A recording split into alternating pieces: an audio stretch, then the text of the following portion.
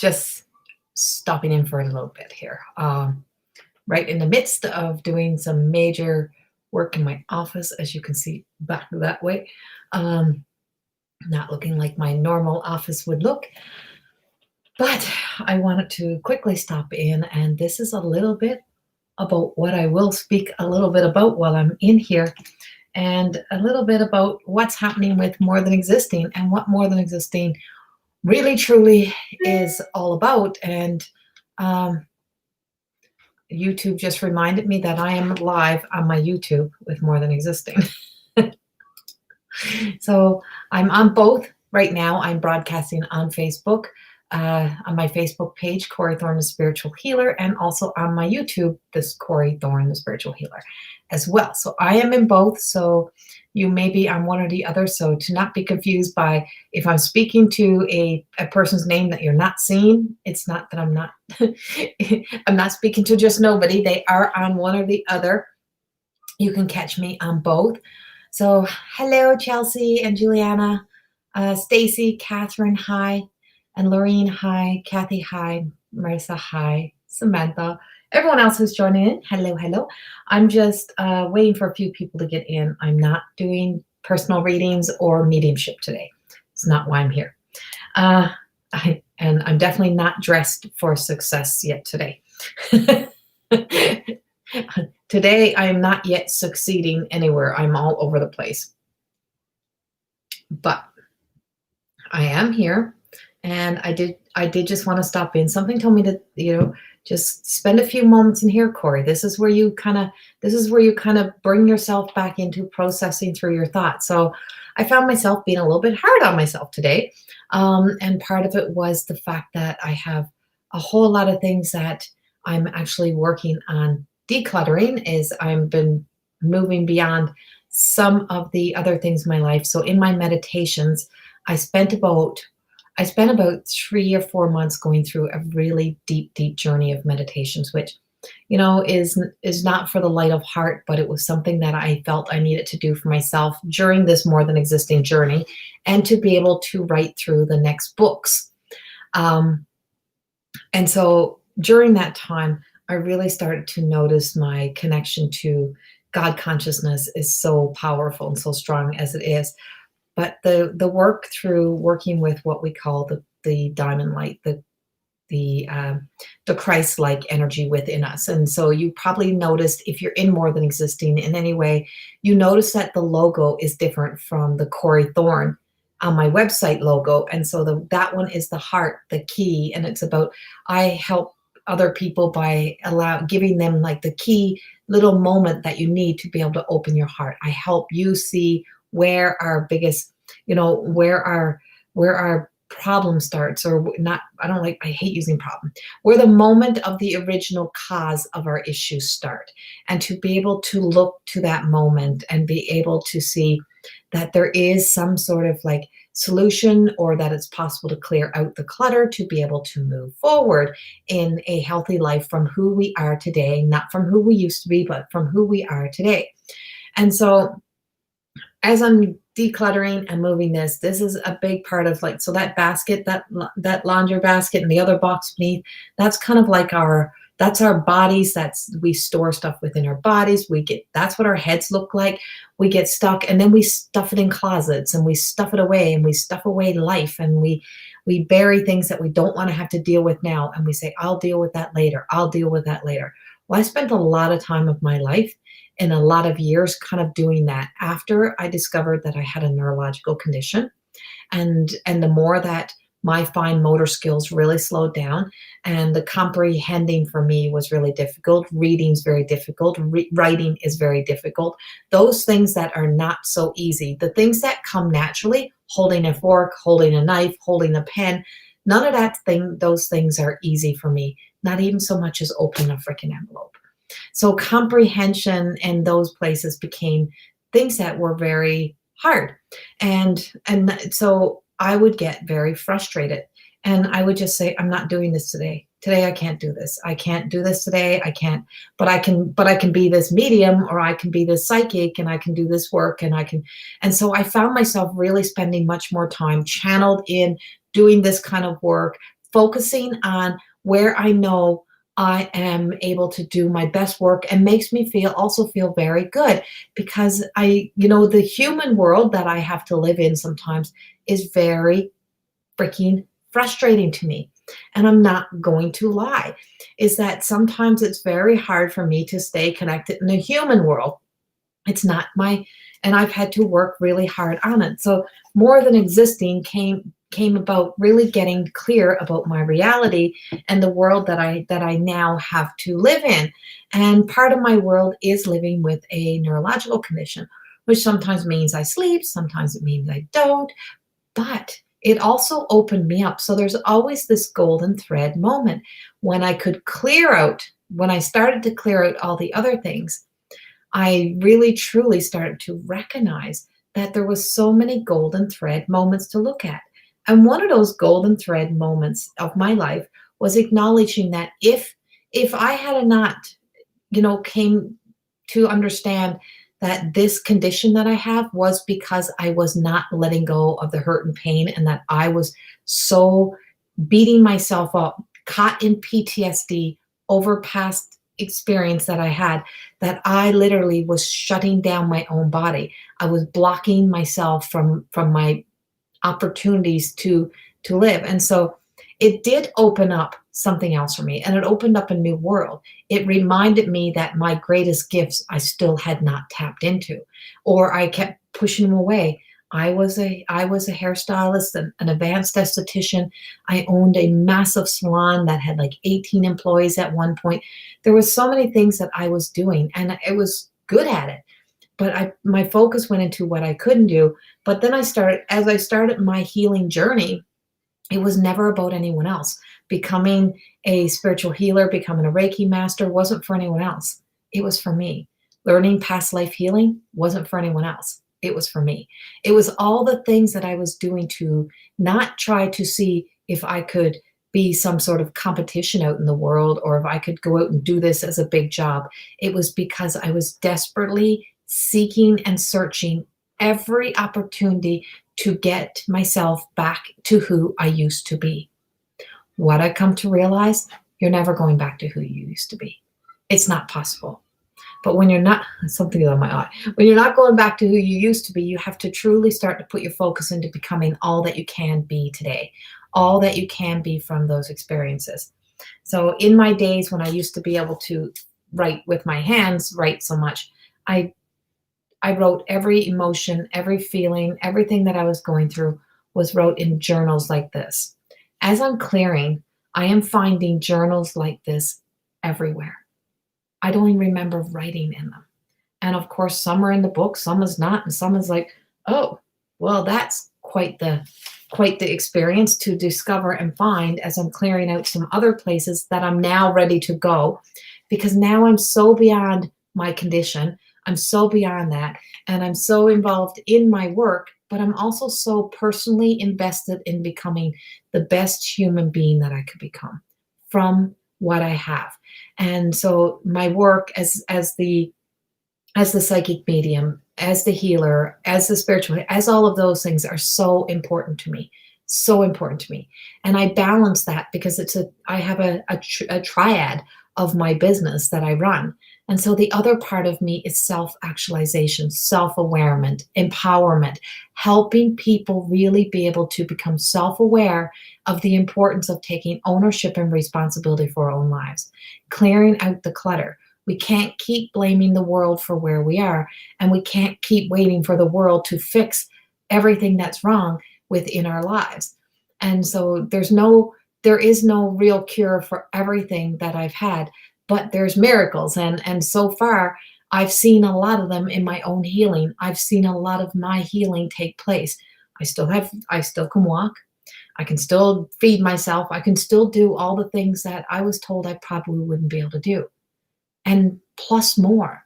But I really credit that to spending a lot of time in the higher self, in my connection to the God consciousness, in being very connected and aware of how big this world is and how big our world really is. And it's only, Judy, I just looked down and seen Judy's comment. It's only as hard as we keep placing ourselves in the past or in the thought of what somebody else says. And there's if it was all easy, everybody would take that journey and everybody would be perfectly fine. When we acknowledge and recognize there's broken pieces of us, but those broken pieces of us we can put together and that we can create something more beautiful. So I may not be able to write like this no more, but I damn well can write in my notes in here, and I can write on this computer and I can spill that out. And if the other thing is I have a microphone, you can speak into it. You can do those things. And so I found my way around.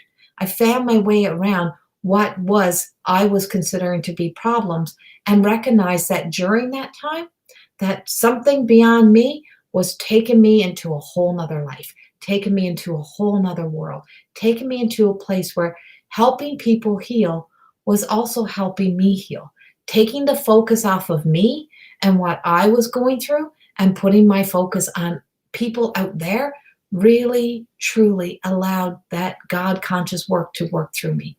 Allowed the angels, the guides, I don't care what you call them whatever you like, allowing that deeper strength that we have, that deeper courage that we have to actually start to take hold and hold on to us, and to be able to lift us up and to be able to encourage us to keep fighting. And every day was a new day.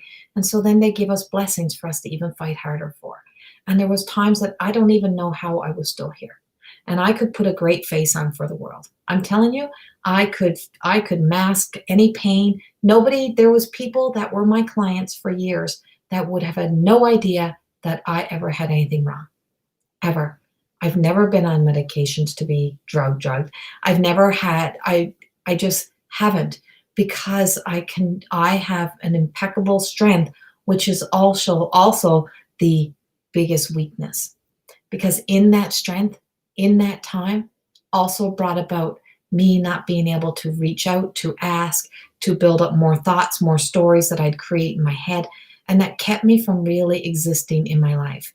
These are the times when we're really here to really, truly understand what it means to more than exist, what it means to make that choice to choose you, that you get to decide, this may have happened to me, but I get to decide how much of my life is controlled by it.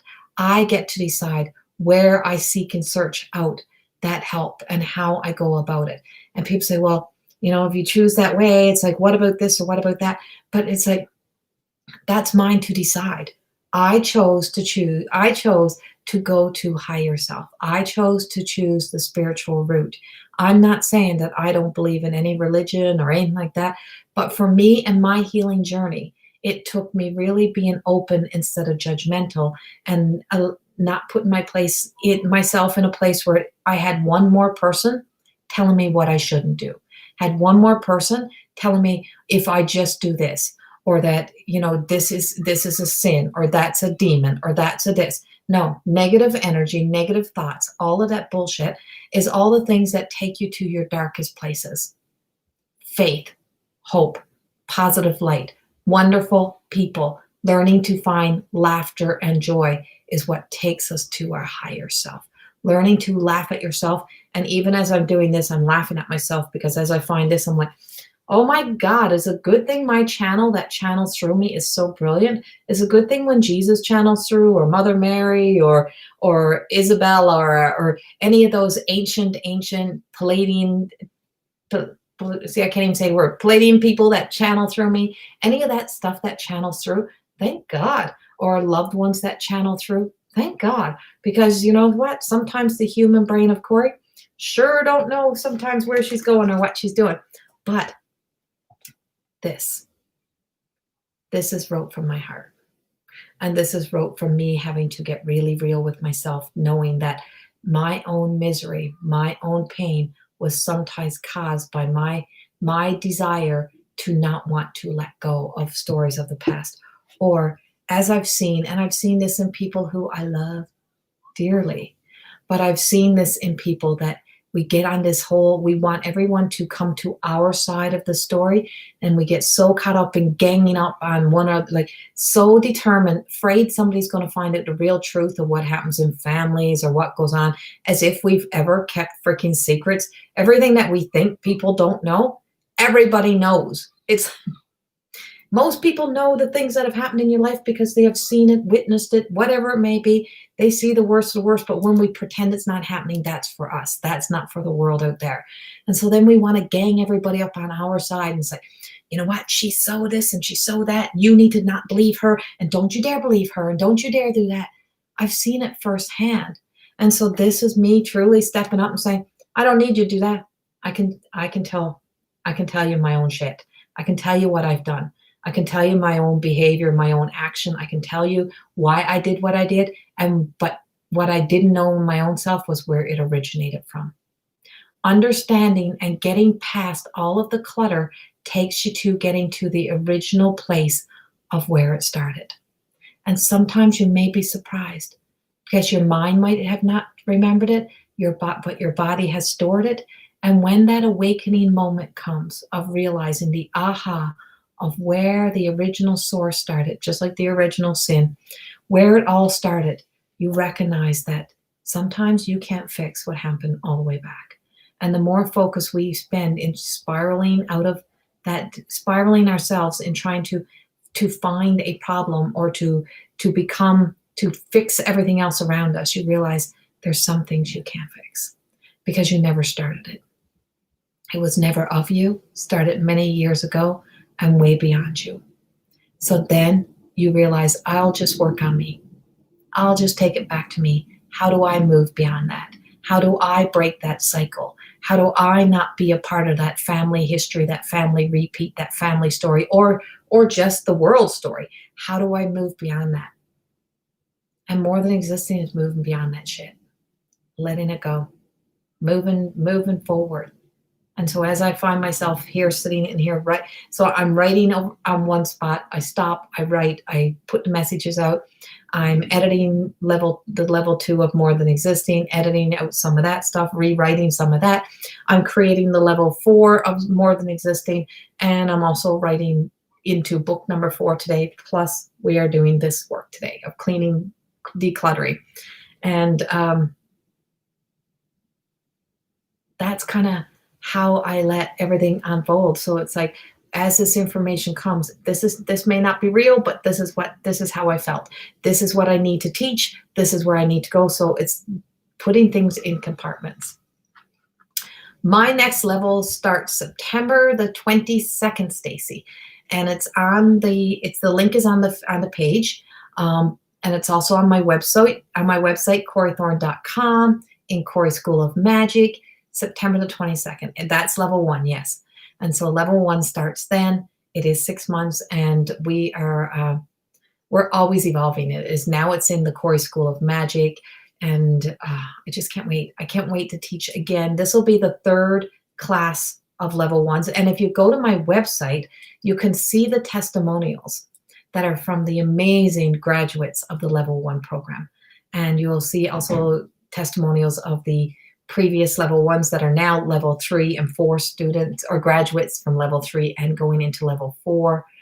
But yeah, it's all on there, Stacy, and it really is. And so when you go and you look and you see, you look at the price, you look at all this stuff, and then you just don't, if there's something that doesn't work and something that you really want and you feel in your heart you're ready for this, reach out.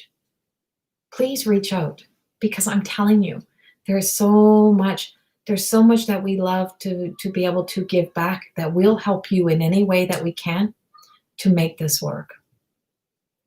Okay, now that I got that message out, and that's why I can't stop until I get those messages out, or else I'll lose my thought. Let me go back and just take a look. Hi, everyone who's joining in, by the way. Amanda, you're decluttering? Good. Right? Thank you, Amanda. Yeah, exactly. Some things I can't do. And then if I can't open a jar, then, oh well, somebody else will have to open a jar for me. I don't spend a lot of time getting mad at myself that I can't open a jar. Our regular jobs have no real purpose for humanity. So T-Storm, and I know T-Storm I think is on YouTube. So T-Storm, the way that I put this is that our sole purpose upon this earth is to be a ambassador of love, and that means for ourselves, to find the balance of giving and receiving. And when you find that balance that completes us in being able to find that balance that of giving and receiving, making sure that we are on both ends of it personally, we have to be on both ends of giving and receiving. If we keep giving and giving and giving and giving and receiving nothing back, it depletes us, it takes us down. And I did that for a lot of years in a lot of places in my life, was that I found myself feeling really, really bad that I had to provide for me, and I would take from me. And I would give and give and give and give, and I would do without. And it was when I really stopped and looked at, how some other people, where I was giving, the same people that I would be constantly giving those big discounts, big sessions to, like big stuff for just saying, oh, don't worry about it, don't worry about it, pay whenever you can, do whatever you can. And then I'd see them, roll up with like the best of this, or they say, oh, I went out and bought myself this big thing, but I didn't have the money to put up to feed my daughter. I didn't have the money to go get my groceries that day, or I didn't have the money to pay my electric and gas bill. Was the day that I realized there was a serious issue in my giving and my receiving, and that I didn't see myself as worthy as everyone else. And I know and choose where I give out and where I give, and I don't have to brag it to the world. And that's the whole thing, is that when you know you've created a balance, you don't need someone to validate that for you. And you really truly accept that, you know what, my biggest legacy that I want to leave behind is that I was a beacon of love, of light. I was a support. I was there for people. Those are the places, and you truly do find that balance.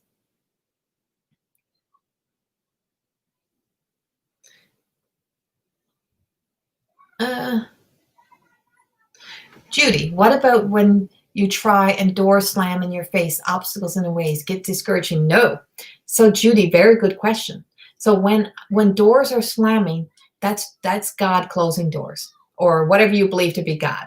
That's the God consciousness. That's the guides. They're closing doors so that better doors can open for you. But when you allow yourself to get stuck in the discouragement of that, instead of saying, thank you, I guess that wasn't for me. Guess that wasn't for me. That's not my path. That's not my direction. And the more we keep trying to force life to happen instead of allowing life to happen, and the more we look at what we don't have instead of what is coming in for us. And trust me, I've had a lot of doors slam in my face. I've had a lot of moments. I've had a lot of moments of being totally depleted and totally without.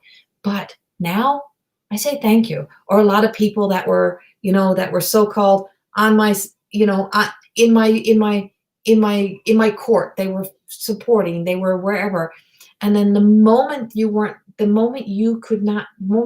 providing for their insecurities, or that you weren't fulfilling their cup, they're quickly gone. And they're quick to kind of slam that door of friendship or love or whatever in your face. And it's like, say thank you.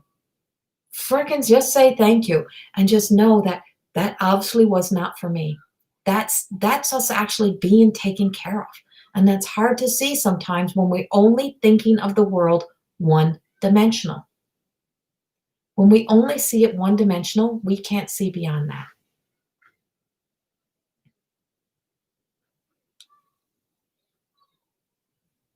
Sherry Villeneuve just shared the teachable.com, where the More Than Existing program is. And also tonight at 6 p.m. Mountain Standard Time, we are starting the book club. So when you sign up for the book club, it's like $22, and there's 16 chapters in the book. I'm speaking, and it's the little book of love, I call it. So I'm reading through the chapters, and I'm talking about this journey. So it's a much smaller group. You're in Zoom. It's a Zoom link, and you're in there with me for 90 minutes every second Sunday night. It's like our modern day More Than Existing book club, like just like when we're kids and you have to go to Bible study or something like that. Well, it's not Bible study, it's the book of life study. It's the book of the journey of life. And seeing that even if our broken little pieces are still fucking perfect for us, then that's what it shall be. But it truly is. It's like becoming that rebel to the cause of our own lives, really truly standing up and being our own light and fighting for our own self is what we're doing.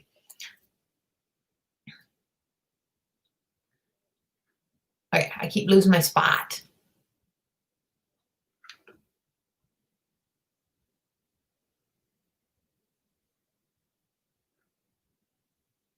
Yes, T Storm, we do need to take action. And that's an action of love. And so what I always say is that if you give your voice, a voice of love instead of a voice of anger, we inspire. We that people stop and listen. Those moments of when we're so fucking angry and we get so worked up, if we speak from that place, if that's the place that we come from within ourselves, it's the place that will, it's like it never serves us well because that anger projection, people turn it off. People are not listening. People are not connecting. It is when we allow ourselves to go inward and we transmute that energy into how is this going to serve me? What serve my soul? Is this of my highest good? And speak to the higher good of ourselves. It's like when we go all the way into our heart, what do I need to know? What do I need to do? How do I need to communicate this message? How do I need to communicate this message to be a message that is truly going to be listened to? How's it going to be a message that's going to inspire change? If it's changed me, and if it hasn't changed you, then how are you going to convince people that it can change them or that it can be a change in the world? You got to be willing to be that reflection of the change that you want to see in the world has to start with us. And when we do, everything else starts to change around us. Everything.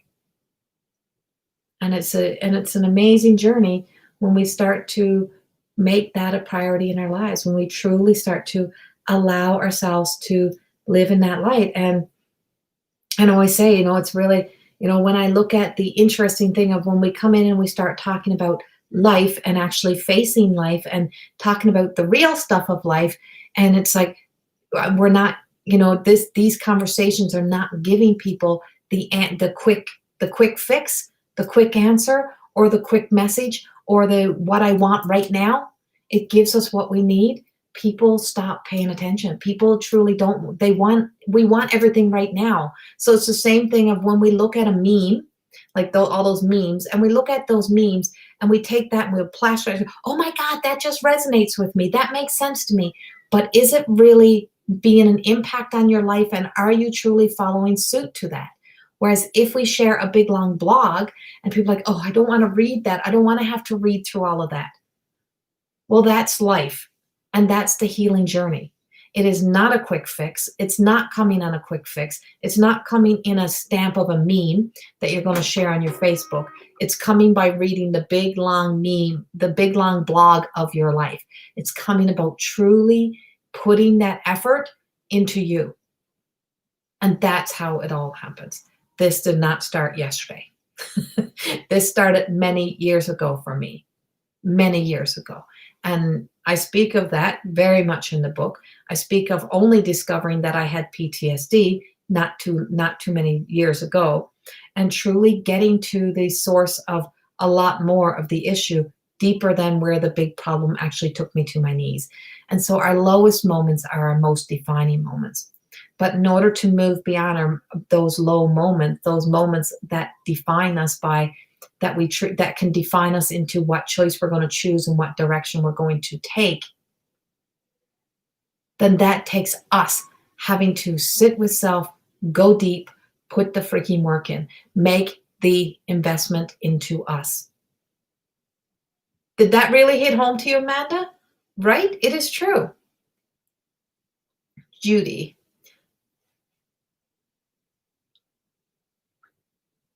I got so much, I am capable of doing but don't know where to turn to pursue.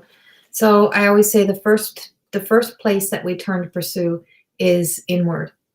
Go inward first. It's not Nothing in this material world is going to bring the fulfillment that we're searching until we go inward. Until we go inward. And that's where the big long story is. It's not in the quick meme. And that's why you do not see me share a whole pile of memes.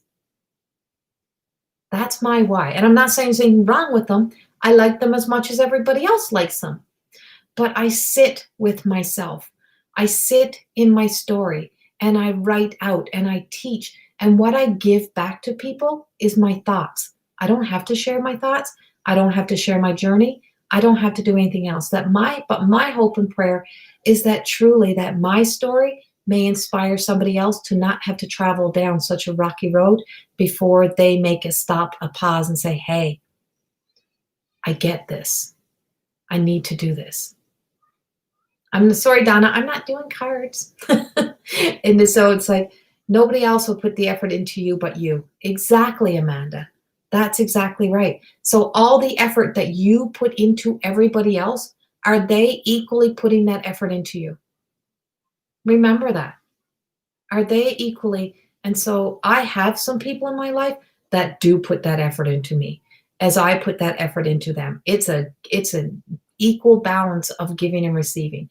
But if your world is not being created on that equal balance, it's not going to work. Me and my mother, we've created that equal balance. And she's the one helping me with this right now because that's where her ADHD shines. That's how she does so well of processing through, is that she loves to sort and organize. So she's breaking down everything for me. She's dejunking some of the stuff. And then I'm going through the important stuff. I'm staying focused on what is important. You may be very good at a lot of things, or you may keep trying to search for something. But if you keep trying to do everything, even though you're capable of doing everything, if you hone in, and this is about clarity, if you hone in and you get clear on what you are your greatest at, where's your greatest attributes, but also about where that original source started. Where was the original source? How did this spiral? How did this become such a big problem in my life? How did this become the source of how I keep defining my life? How did I let it keep destroying me? How did I allow this to happen? Or how did I get to this point of where I am today? And when we return and we see where that comes from, it is such a big, major aha moment for us. That's where our awakening chart starts. So I teach in my advanced angel course about the Trinity. And so the Trinity is so hard to explain, but in spirituality, it's that mind, body, soul connection. It's that mind, body, soul. Yeah. And so you have your spirit, your soul, you have your soul, your spirit, and your human body. And so that whole journey is that it's like a centrifuge. So it's like a battery, and everything has a positive and a negative, and it has that centerpiece, which is that centrifuge. It has to have something that is that igniter. And so the igniter of us is that conscious awareness of when we awake and we start to get that clear thought that makes us question the why. Why? Why am I doing this? Why is this happening? And the moment you start to do that, that's the moment that then you are truly starting your journey. And so there's always going to be moments that are not so pretty. It's like that movie, The Good, Bad, and the Ugly. And we can justify, we often are very quick to justify and to explain, this is my goodness, and I'm just such a good person, and I do this and I do that. And it's like, yeah, but is some of that still us trying to justify or still trying to be somebody special? And then over here on the negative, we're very quick to kind of lay blame or to go to that. And it's so much easier to go to fear than it is to faith, because that's still powering from this same place.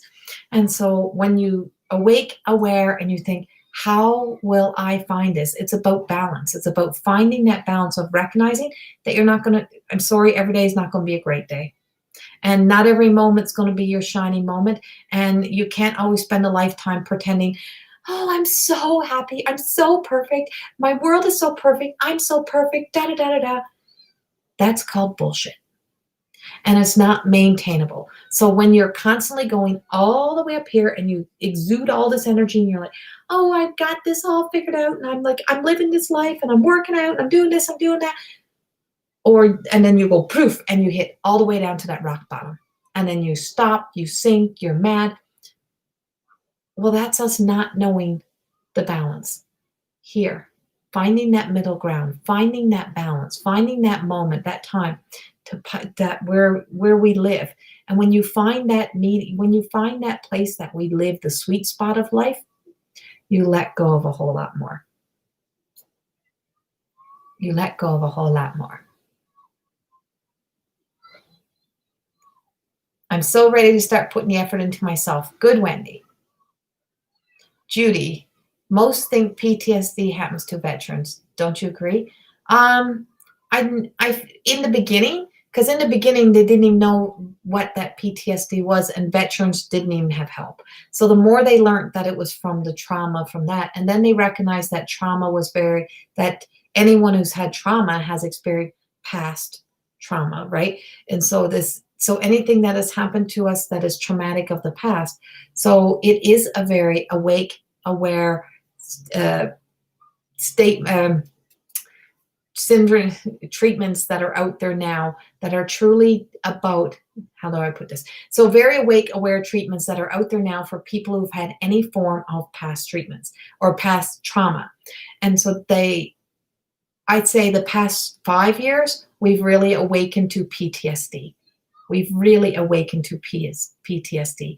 And it's such a big thing. Not everybody's PTSD, not everybody's moment. So I always say, this is what you need. This is what we need. We need that. We need to become self-aware, and we need to use our free will. But I always say you need a good family doctor, you need a good life coach, and you need a good psychologist. And I work with all three. And I will never say that I do all this alone. Plus, I have amazing, I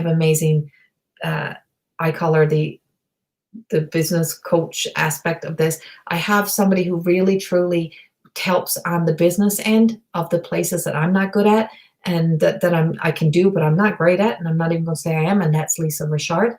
And then I have my amazing psychologist that I've worked with for years, because when you spend so much time talking to people who are on the other side, and you spend so much time helping other people, you need someone who's going to be there to help you. And then I also have my life coach. And so I have my life coaches. I have several of them that are because we're in the same industry. And then I have friends, and then I have family, and those are all different roles in my life and different people who help you through. So it really, truly makes a difference. And then I have me. No,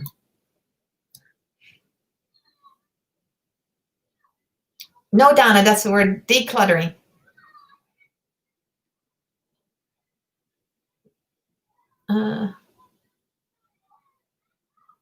Yeah, and we're never alone.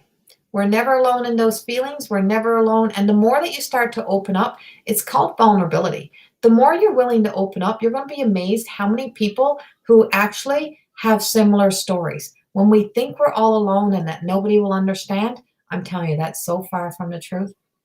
Lynn, absolutely. I finally realized that I needed to actually live my life and not just be alive.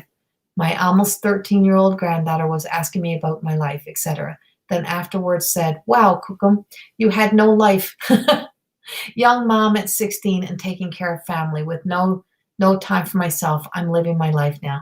Yay, Lynn. Exactly. Absolutely right. So when we beat ourselves up over roles, and even in the book, you'll hear me speak a lot about, my mother. And when I could really look back at my young mother and compare, like, what was I doing at 20? Like, my mother was married, raising 2 kids. They had a business. Like, they were like really, truly trying their best to do those things. What was I doing at 20? I know what I was doing at 20, and it wasn't raising kids. So how dare I even try to judge her for any role that she would have did? She was freaking doing an amazing job of raising us in the best way that she could, considering the fact that she didn't have an easy childhood. She didn't have an easy life. And she had already helped with her siblings for a lot of years before that. By the time she got to us, she was probably already exhausted. And so when you could look at the story that way, I had a whole lot more compassion for my mother, whole lot more compassion for my grandparents, whole lot more compassion for other women, lot more compassion for everybody. Because when you can truly look in and look at where people are, look at that they all have a story, they all have a life, they've all experienced life, and everybody's just trying their damn freaking best. You truly, or the ones that are, some people are not, there is the essence that the soul is just like, I call it like the dead soul, well, they're awake. There's no spiritual essence of love and light in there at all. You do see it.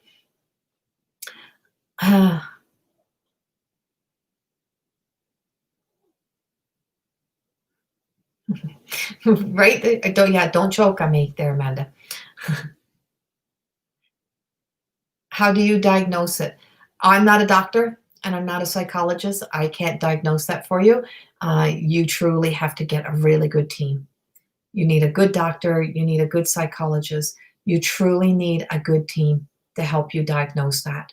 It really is. It's like we can self-diagnose, but it was a doctor who sat with me one day and said, Jesus, Corey, do you not see this? With all the people that you help in the world, can you not see? And then after he mentioned it to me, I was actually, and yes, Sherry. So yeah, found that in the More Than Existing program, that we're never alone. Yes, that's the More Than Existing.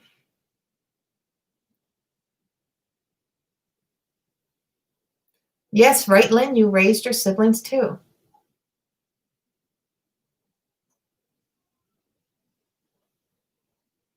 Right. And so, yeah, finding out you couldn't go home because of the fire was surreal. Right. And so, yeah, you'd be amazed. Like, there's so many scenarios in our lives, so many traumatic events that have taken place in our lives that we don't even realize. So it was like when I was told about my PTSD, like when it was confirmed for me about the PTSD, I was then at an appointment with my daughter for her ultrasound, and across the screen came up this big thing that Alberta Health is now doing. And I'm so proud of them for this, is that treating women who have had abortions, who are suffering PTSD, the traumatic events that some, not all, really experience of going through an abortion. And it was like, I almost jumped for joy, but I started to cry. And my heart was so like overwhelmed with the fact, I'm like, finally somebody is seeing this. Somebody is finally recognizing this. I was like, I was this person who had a child, who loved my child, and I made that decision, and it destroyed me. It killed me. I'm an empath. I'm a person who is of this like loving place, and I made the most, for me, I made a decision that did not align with my truth. I didn't do it for me, and it was like heart-wrenching to think that I put other people before me, and it took me to my lowest places. But it also, that was where this is where I talk about in the beginning, you have to find your golden thread. What did I get from that? What did I learn from that? How did I evolve from that? I evolved from that by then choosing me. I evolved from that because I probably wouldn't be this person today if I didn't get to that point of losing my health, of all those things. I wouldn't be this who I am today, to tap into all of my gifts that I had since I was a child. I've had movies in my eyes since I was a little girl. I've been a channel since I was a little girl. I've been writing since I was a little child. I would rewrite the Clifford kids story books. I would rewrite Curious George books. I would redraw over. I was always sketching out these designs, and those designs actually turned out to be my oracle cards that are now being created in an adult form. But I was sketching all of that since I was a little girl, and now I tap in. And so there's a golden thread moment that we have to find, and that moment is what rises us up. That's what changes it, and that's what takes us on this path. So I invite you to find that in your life, and And like I said, if there's, that's why I create the free things that we put into the web, into the YouTube, into the school, into those places. And why I do these lives is that I love to be able to find ways where I can give back, but still to be able to take care of my needs and take care of the fact that I still have to provide for my life. And it's very important because this is my livelihood. I don't have a lot of other options, or do I want to do anything else? This is my passion. This is where my heart lays. This is where I have found that true purpose in life that fulfills everything of who I am. And I allow that journey that I've been on in the past few months with that Christ-like, that God consciousness, it's that precious diamond moment is what it is. Of the most perfect diamonds forms from the pressure of the earth. And so all of the things outside, when you get to that core of you and you get to see that beautiful light that's inside of you, and you recognize that, and you show yourself mercy, you truly learn to let go, you do the healing work, you find your way to what it means to be healthy, to live an abundant life, to understand what it takes to be living a life of fulfillment. That's when you're truly more than just existing.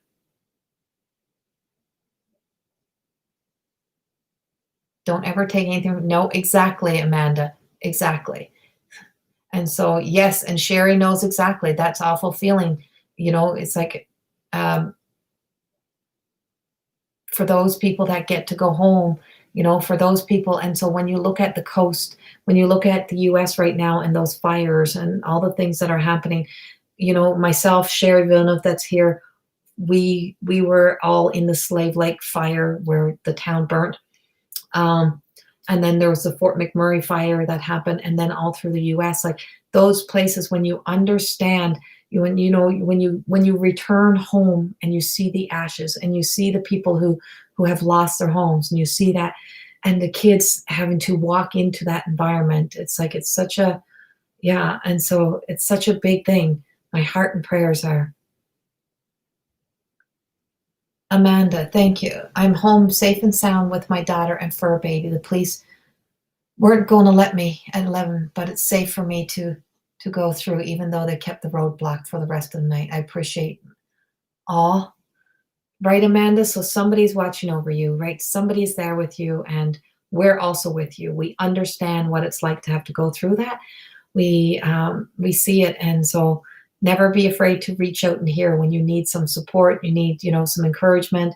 We're all here, and that's why this is why these groups are here.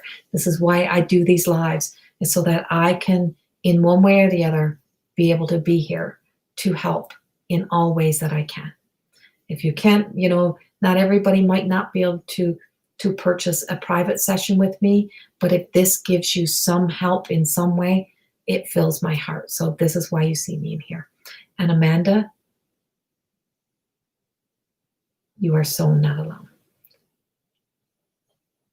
So thank you, Amanda, thank you for being here today.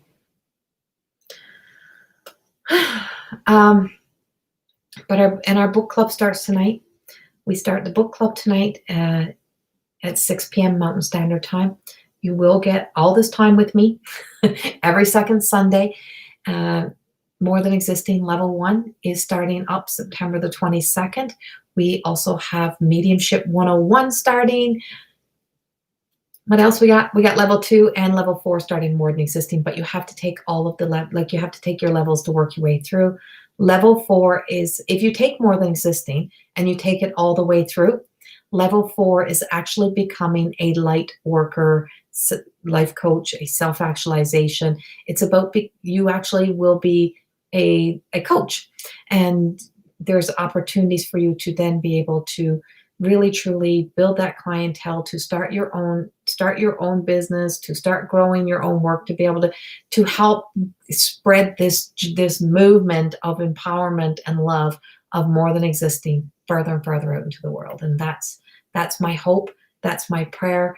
That's what I really truly always pray for, is that More Than Existing truly is like the spreading of love, and that it spreads out further and further. I do have a I do have a passion project name that I wrote down the same time that I wrote down More Than Existing years ago. And when it is time and when it's prepared and when we know that we can fund it properly, it will become the passion project that truly is. It is called Slanted Halos, and it will become a huge part of the More Than Existing journey when it's all evolved into the right time, and I allow that to unfold. Yeah, so Amanda, I'm happy you're here because myself, Sherry, a whole lot more that are from this Alberta, from Slave Lake, from Fort McMurray areas, we have been through this. We have been through that journey. I did not lose my home, but the outside of the salon that my mother and myself had at the time, called Magic Scissors, everything else burnt. Everything else burnt around it. Everything was gone. And when we drove in, our salon was left standing, but the whole outside was melted. The owner of the building really believed it was gone. It should not have been there. It was engulfed in flames and fire. We could not get back down there to get our cat. We had a shop cat, and she lived to be 19 years old. And somebody drove through town and through all of the smoke, took a pictures of Magic Scissors, and our cat was sitting in the window of Magic Scissors looking out at us. She was our beacon of hope, of faith that we seen as we seen her sitting there looking out at us. And we knew that building was left standing so that all the people who would always come there still had that home, still had that familiar place to come, because Magic Scissors was a place where everybody came, even if they didn't get their hair done, to just hang out, to just be present. It was like a home away from home. It was a place if someone just needed to come sit for a few hours, and it was left standing.